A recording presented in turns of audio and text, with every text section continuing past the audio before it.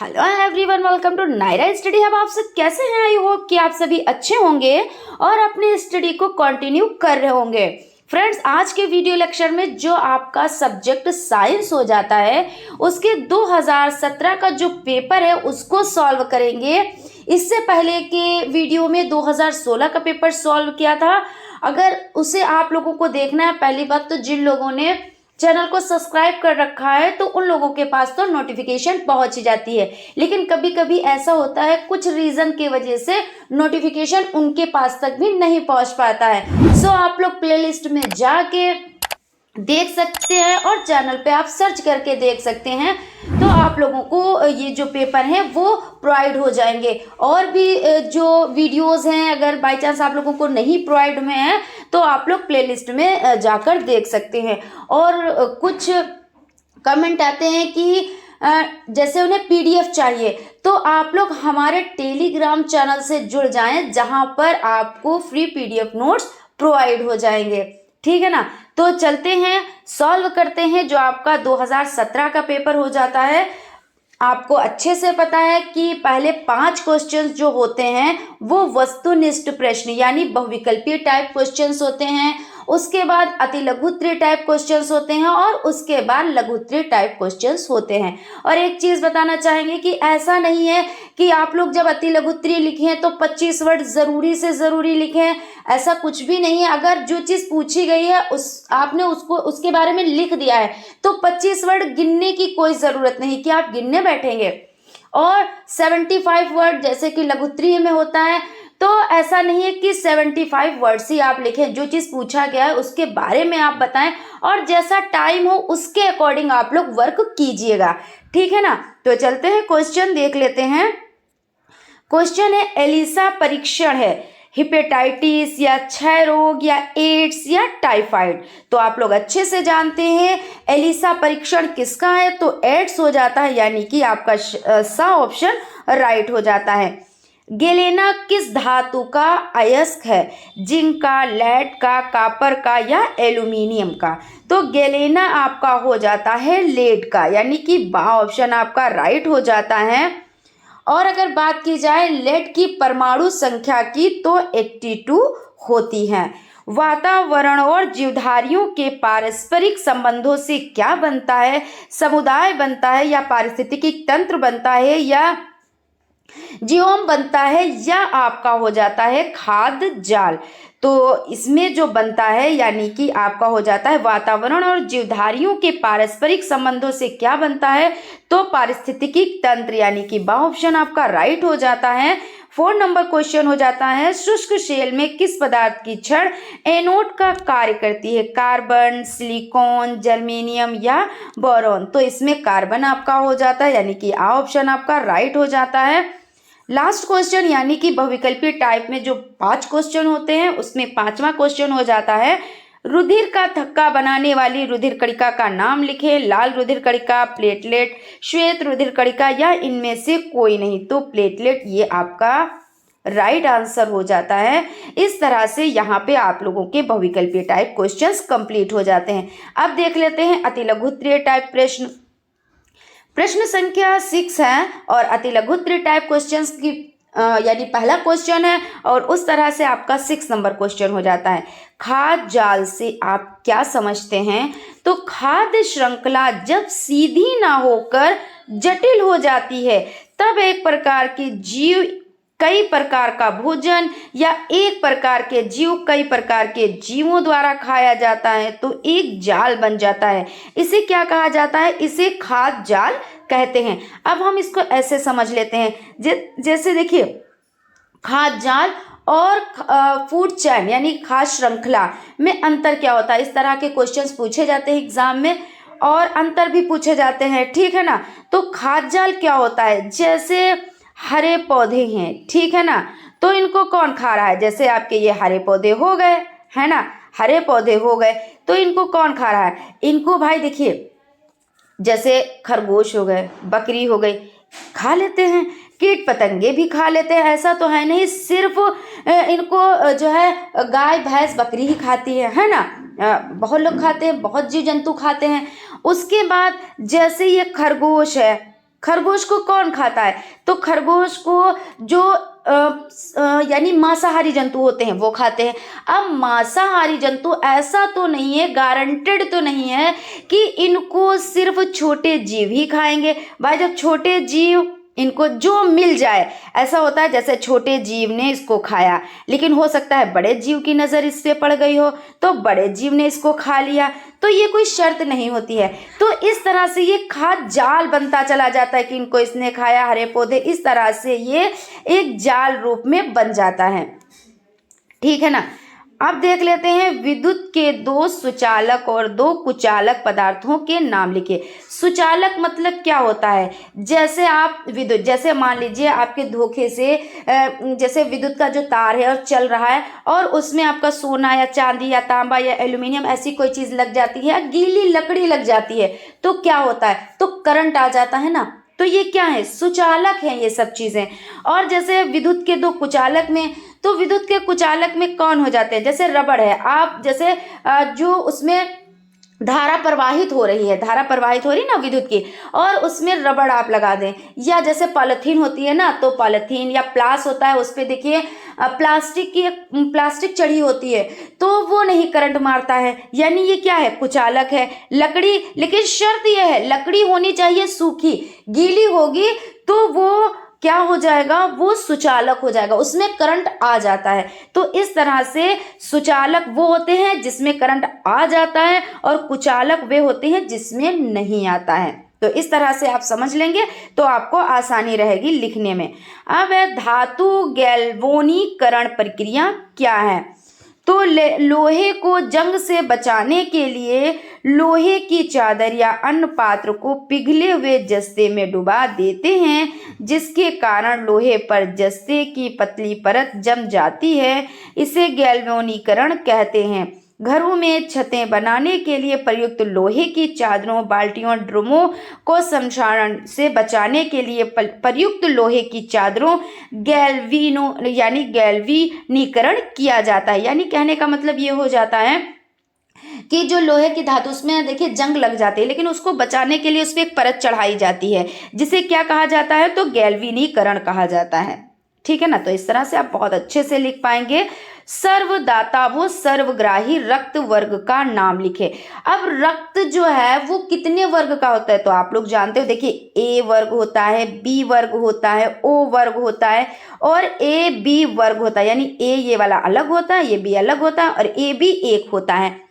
तो इसमें जो सर्वदाता का मतलब ये होता है जो सभी को दे सकता। भाई दाता मतलब देने वाला और सर्व मतलब सभी, तो सभी को देने वाला रक्त यानी सर्वदाता। तो जिसका ब्लड ग्रुप ओ होता है भाई, वो तो बड़े भाग्यशाली होते हैं, वो सभी को ब्लड दे सकते हैं, यानी वो सभी की मदद कर सकते हैं, है ना।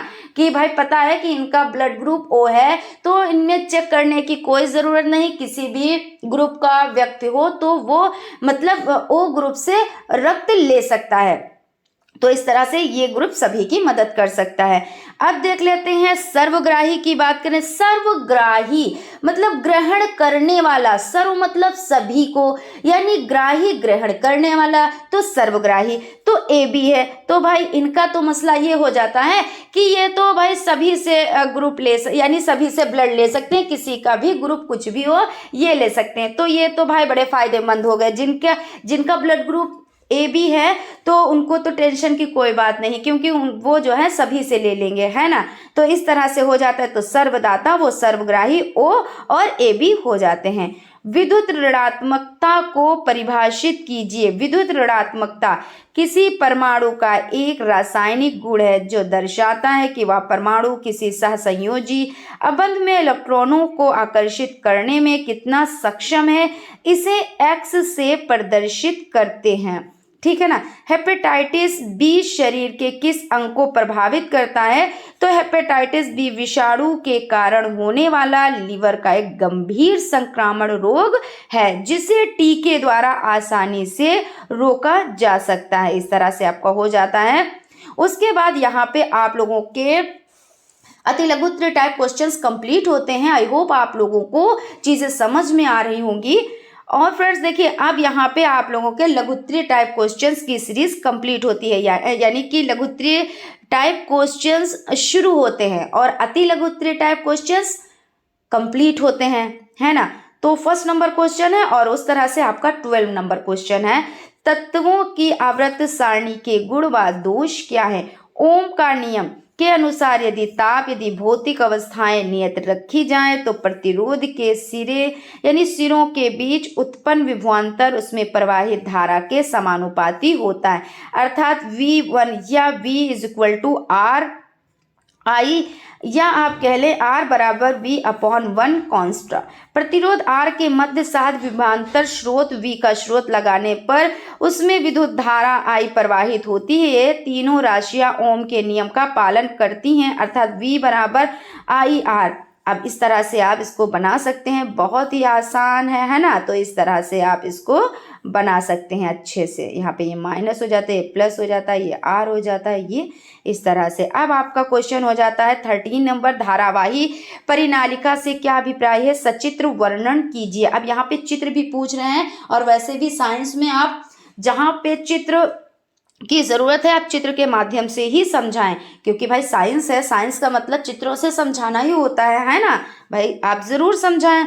तो यदि किसी कुचालक पदार्थ जैसे लकड़ी, गत्ता, मोटा कागज़ या प्लास्टिक की बेलनाकार नलिका के ऊपर तांबे की विद्युत रोधित तारों को नलिका को लंबाई पर लपेटा जाए तो इस प्रबंध की परिनालिका क्या हो जाता है, परिनालिका कहते हैं। इसके तार के सिरों को शुष्क शेल बी कुंजी के तथा धारा नियंत्रक आर से जोड़ देते हैं। यदि इस प्रकार लटकाया जाता है कि वह क्षैतिज तल में घूमने के लिए स्वतंत्र हो, विद्युत यदि उसे परिनालिका से सेल से विद्युत धारा प्रवाहित करते हैं तो वह उत्तर दक्षिण दिशा में ठहर जाती है, क्योंकि धारा प्रवाहित करने पर परिनालिका एक क्षण चुंबक के समान व्यवहार करने लगती है, जिसका एक तार उत्तरी ध्रुव तथा दूसरा यहाँ पे हो जाता है दूसरा दक्षिणी ध्रुव की तरह व्यवहार करता है। यदि परिनालिका में विद्युत धारा की दिशा बदल दे तो उसके सिरों की ध्रुवता भी बदल जाती है। तो आप इस तरह से देखिए चित्र बना सकते हैं बहुत अच्छे से, बहुत ही आसानी से।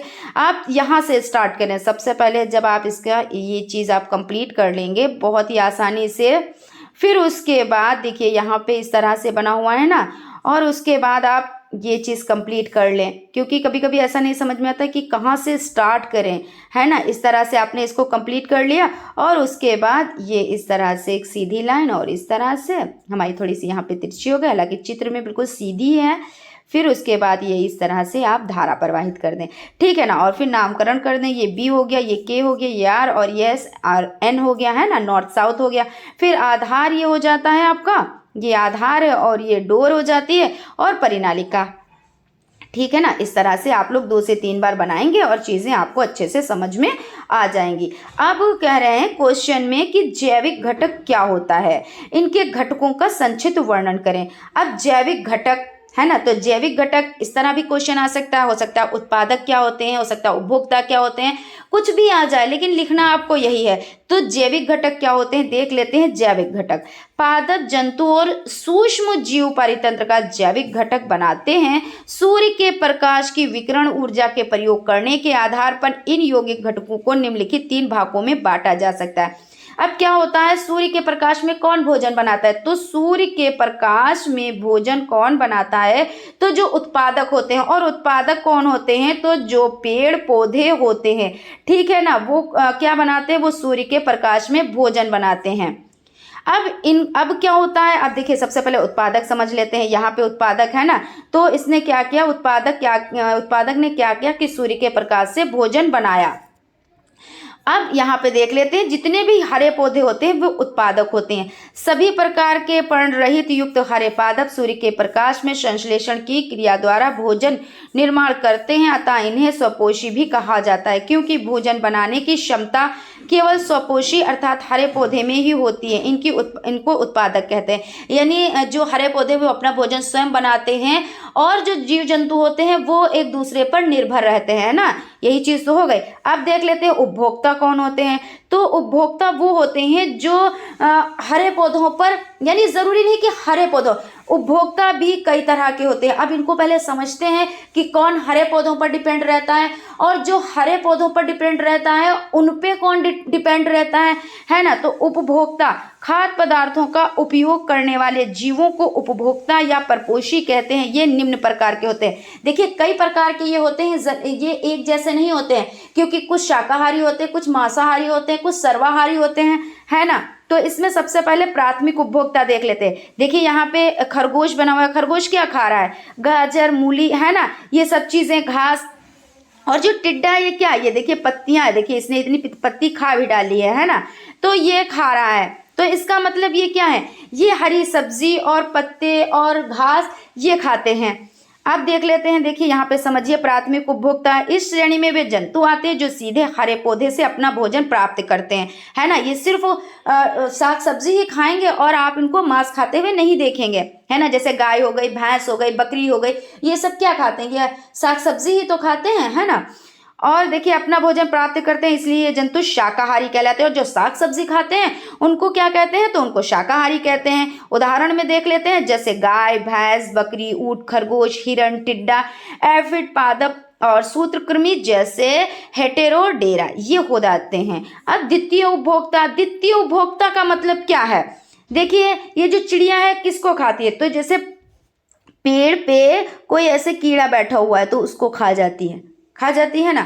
तो और ये छिपकली किसको खाती है? आपने देखा होगा दीवारों पे चढ़ते हुए, तो कुछ भी कोई भी जैसे कीट पतंगा आता है ना, तो वो उसको खा जाती है।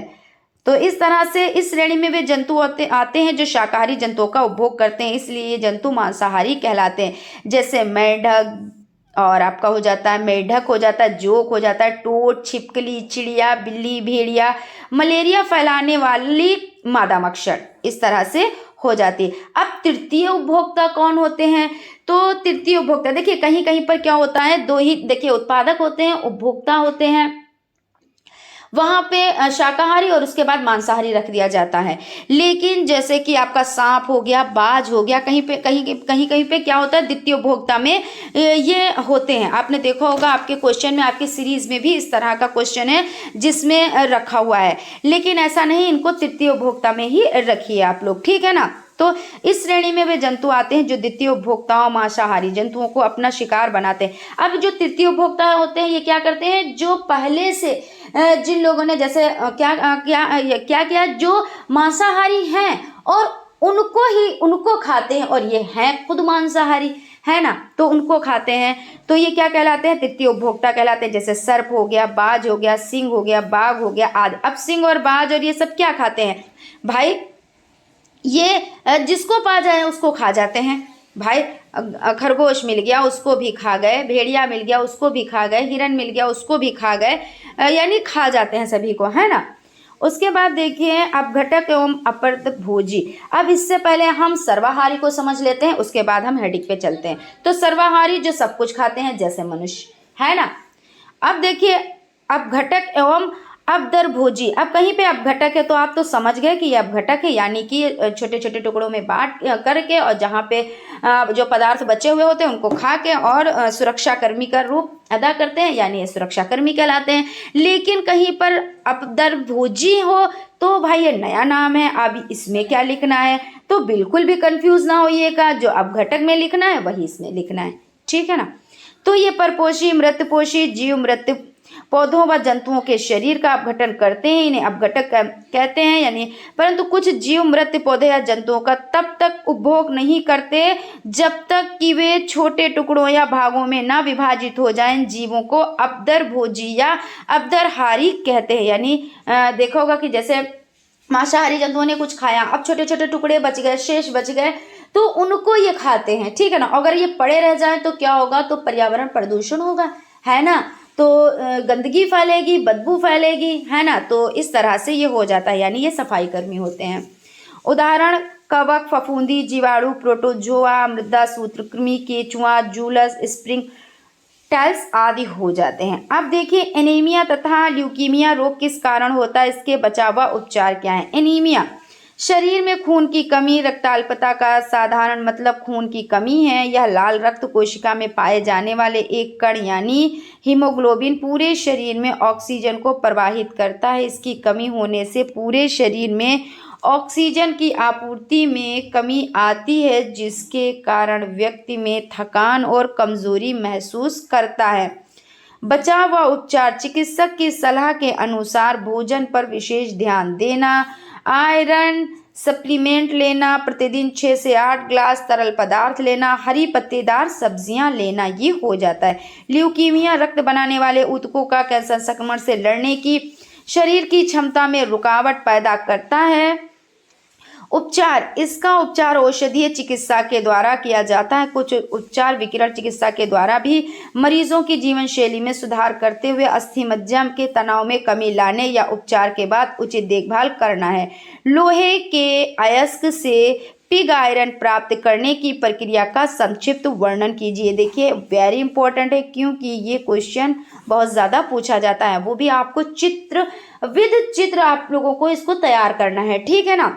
अयस्क को वायु की उपस्थिति में उसके गलनांक से कम ताप तक गर्म करके ऑक्साइड में परिवर्तित करने की प्रक्रिया को भर्जन कहते हैं। भर्जन या निस्तापन के पश्चात प्रगलन की क्रिया एक विशेष प्रकार भट्टी में की जाती है, जैसे भर्जित हेमेटाइट अयस्क को कार्बन कोक और चूना पत्थर के साथ मिलाकर वाल्या भट्टी में प्रगलन करने पर विभिन्न क्रियाओं के पश्चात कच्चा लोहा पिग आयरन प्राप्त होता है। वाल्या भट्टी से प्राप्त लोहा पिग आयरन कहलाता है। चित्र आप देख लीजिए, इस तरह से आपका चित्र हो जाता है। ये यहाँ से व्यर्थ गैसें निकलने, भर्जित अयस्क, कोक, सिलिका, पानी का जैकेट, ये हो जाता है। और आप इसको बहुत ही आसानी से इस तरह से ये वाल्या भट्टी आपकी हो जाती है। देखिए ये धातुमल मेट इस तरह से आपका हो जाता है, ठीक है ना। आप यहाँ पे देख लें इसको और अच्छे से बनाना सीख लें, ठीक है ना। अब देखिए आपका क्वेश्चन है, आज की सीरीज का लास्ट क्वेश्चन है, यानी कि जो 2017 में 18 नंबर पे क्वेश्चन आया था वो कौन सा है उसको देख लेते हैं। रक्त को कितने वर्ग में विभाजित किया गया है समझाएं तो आपको पता है। रक्त को 4 भागों में विभाजित किया गया है, ए बी और ओ। अब देखिए ओ को क्या कहते हैं, तो अभी हम लोग इस पर डिस्कस कर चुके हैं कि सर्वदाता सभी को ब्लड दे सकता है जिसका ग्रुप ओ हो, और सर्वग्राही ए बी है। और जिनका ए और बी होता है तो उनमें जांच की जाती है, तो जैसा ब्लड ग्रुप होता है उस तरह का ब्लड ग्रुप यानी ब्लड चढ़ाया जाता है। तो आई होप आप लोगों को सेशन अच्छा लगा होगा। अगर सेशन अच्छा लगा तो प्लीज़ एक लाइक ज़रूर करें, और अगर अभी तक आप लोगों ने चैनल को सब्सक्राइब नहीं किया है तो प्लीज़ सब्सक्राइब कर लें। और फ्रेंड्स कहना चाहूँगी कि आप लोग कमेंट बॉक्स में कमेंट करें कि आप लोगों को अब कौन सा पेपर चाहिए, ठीक है ना। तो आप कमेंट करेंगे तो हमें इससे थोड़ा सा अंदाज़ा मिल जाता है कि हमें आपको कौन सा पेपर देना है, ठीक है ना। और रहा सवाल इसका कि हम अपने तरीके से तो चीज़ें आपको बता ही रहे हैं, लेकिन आपकी नीड पे भी चीज़ें डिपेंड करती हैं। Thank you.